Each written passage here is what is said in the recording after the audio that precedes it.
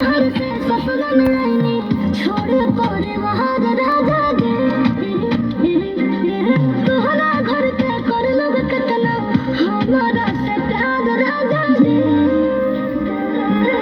Mummy कहे मिलल में तोहरा छमिनिया कमाल बारू रनिया हमार दुल्हनिया कमाल बारू रनिया हमार दुल्हनिया कमाल बारू रनिया।